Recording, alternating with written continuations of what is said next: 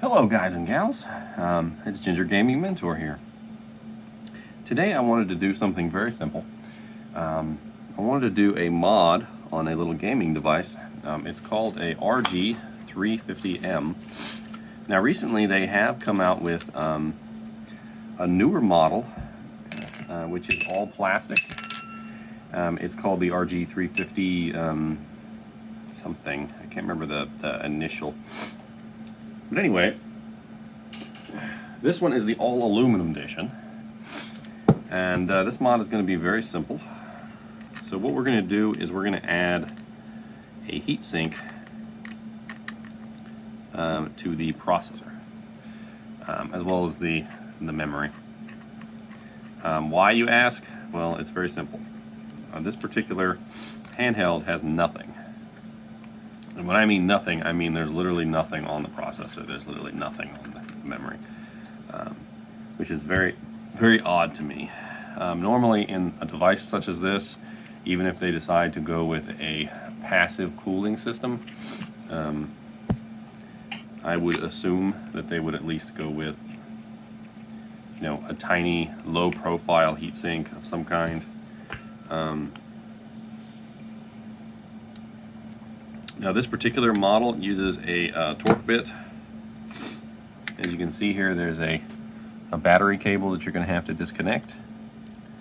And you definitely want to disconnect that before doing any work, just simply because if you don't, you're going to short out the unit. Now, this particular unit, I had actually done this mod before and then taken it off. You might be asking yourself, well, why did he take it off? Well, I was worried at one point that it was a cause for the machine not booting, but what I had found out was that's not the case. The machine was actually not booting because the memory card that I had swapped for the original was no longer reading, I guess would be the term. So what we have here is we have some basic thermal tape, and the reason why I want to use thermal tape instead of thermal paste is just simply because I'm a little worried about these copper shims coming in contact with anything else inside the unit. So I think it's very important at this point that we take the copper shims and make sure they have no contact. Alright, now before we put anything down, we're going to take some Q-tips and a little bit of isopropyl alcohol. The higher the percentage, the better. And we're going to clean off the contacts. So these are our contact points here.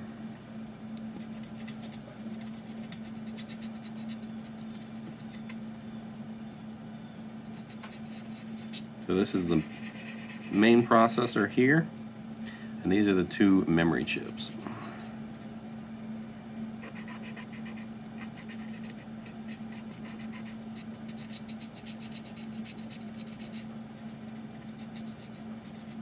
I'm not too worried about the memory chips. I don't even think the memory chips need the copper shims, but if I'm being perfectly honest, it's one of those scenarios where I feel like why not? I mean, if you're going to go this far, you're going to crack open your system and you're going to try a mod like this, why not go a little bit further and put them on the memory chips as well. So this is our tape, and what we're going to do is we're going to cut two pieces about the length of, let's see here,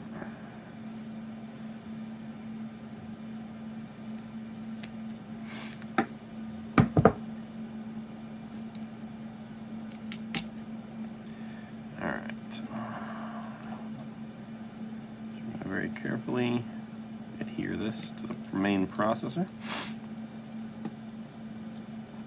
I'm just going to gently go across the two memory chips.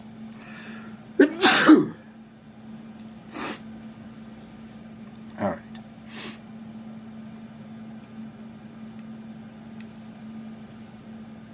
Now this is a double-sided thermal tape. There's no. If I could get the tape to give me an edge.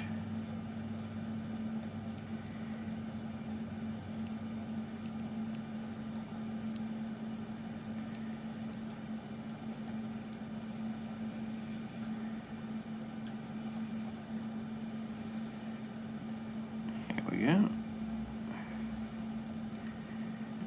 Now before I did 3 shims, and this time I think I'm only going to do 2. I don't really see the need for the third one.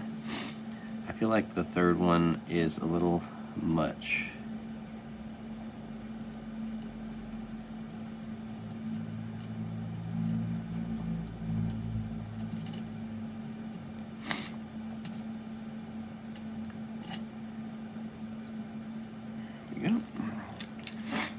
Alright,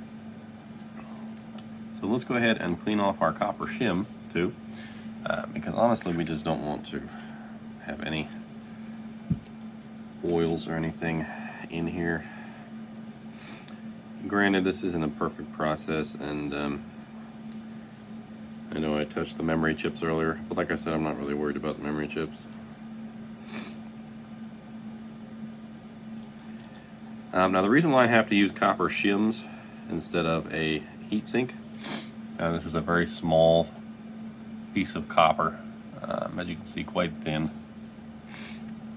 is because there's not enough space.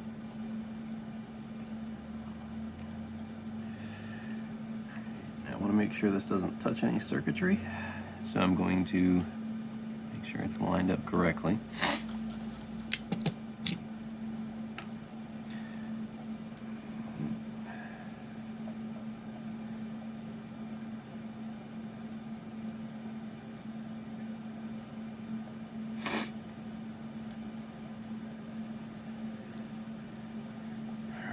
We're going to butt these two up right next to each other.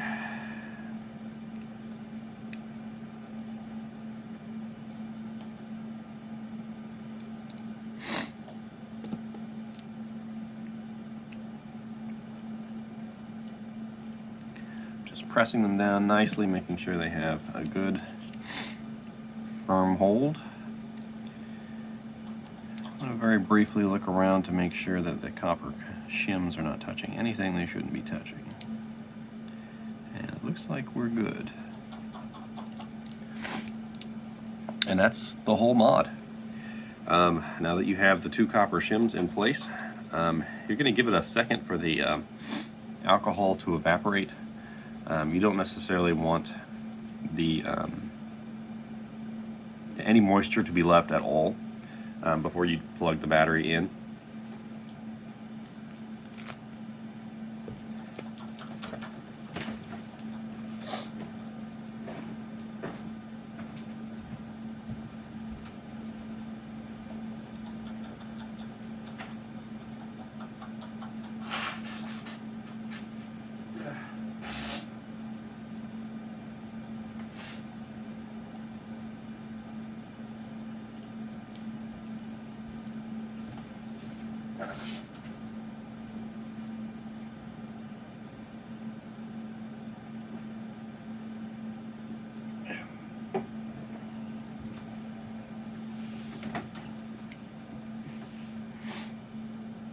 Alright, so that's pretty much long enough. The alcohol actually evaporates quite quickly. Alright, so we're going to go ahead and plug our battery in.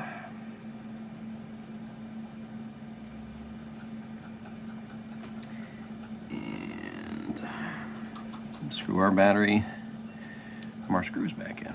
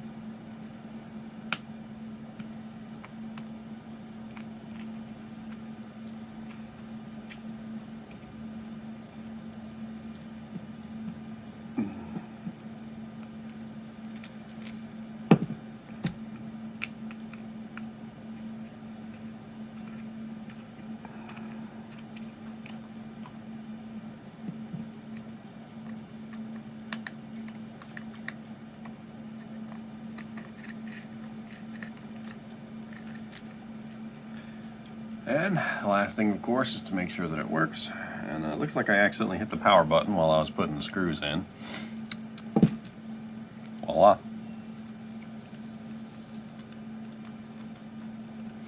So this is a fairly neat little device. I'm not sure if any of you guys have ever played this. It is one of those little knockoff Chinese devices, but it actually costs about 120 bucks. And this is the all aluminum edition. It is actually solid aluminum, and I'm actually quite surprised with this thing because it really is an amazing little device. It even has DOSBox on here. You can play old DOS games.